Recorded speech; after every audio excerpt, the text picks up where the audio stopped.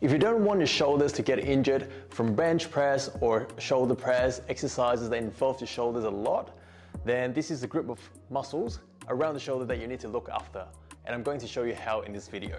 Hey guys, it's Davis here. I'm the physio here at Function PCP Strathfield, and today I'm going to show you the muscles that sit deep inside the shoulder joints, and they serve an important purpose, which is to stabilize your shoulder joints when you're doing exercises so that you don't get any impingement or you don't injure the shoulder, you don't get any shoulder pain. So there are a group of muscles that sits around the shoulder joint, and they're called rotator cuff muscles. So what they do is that they stabilize your arms while you're moving when your shoulders are going up and down or sideways. And there are 4 of them. There's one sitting at the front. This is my right arm, by the way. We've got one sitting on top and 2 sitting at the back. So these muscles, they help to sort of wraps around this.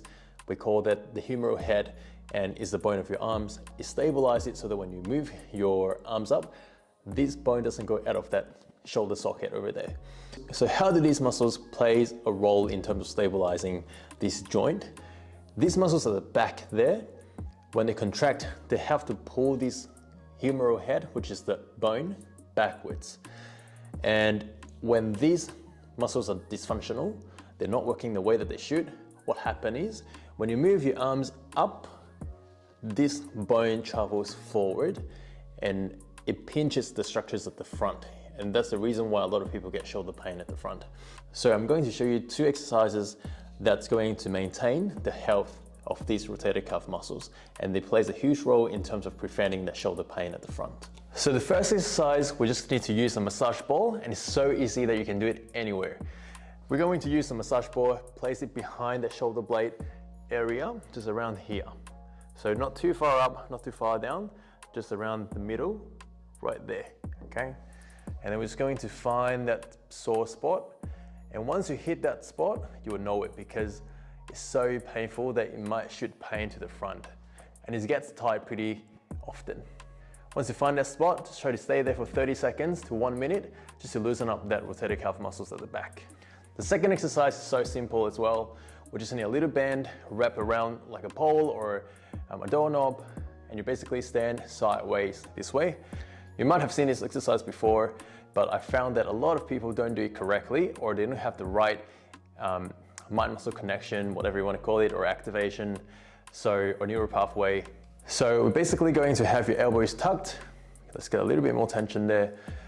Elbows tucked, and we're going to turn your hand out.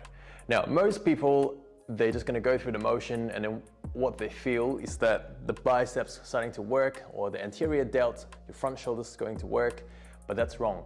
Technically, we want the back of the shoulder, your rotator cuff muscles at the back, to be working. So to visualize that, we're going to think about this. You're trying to have your elbows tucked. You're trying to turn your upper arm out this way.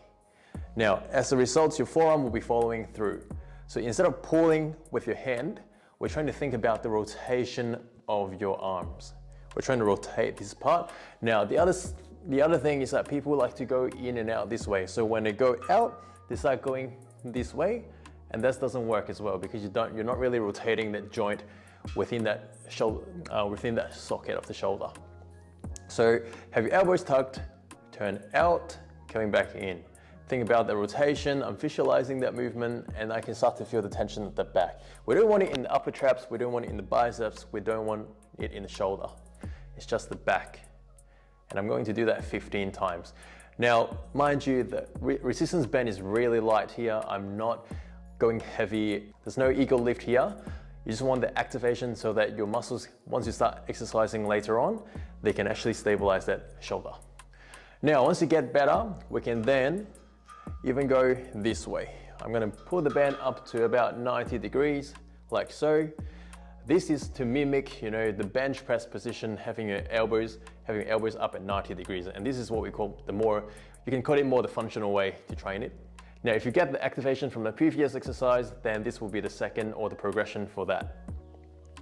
We're going to have your elbows out at 90 degrees, and we're just going to turn out this way. Again, I'm trying to visualize that rotation of the bone within that socket. I'm turning out this way, same thing. This is a bit harder, so I'm gonna aim for 10 of those. Same thing, you don't want that elbow to be moving back and forth. You want to stabilize it. Think about pivoting from that point, like so. Now, obviously, in a real life situation, it gets more complex than that, but if you're at home, you want to start looking after your shoulders, then these are the 2 exercises I will start with. Now, if you're struggling with shoulder pain or tightness or any discomfort that stops you from training, then we need to dive in and look into other parts of your body, perhaps your upper spine, it can be your shoulder blade movement, or there can be some tightness or muscle inactivation that we need to address. So if you don't have any issues and you want to start looking after yourself, just do the boring work and your shoulder will thank you for that. We'll see you in the next video.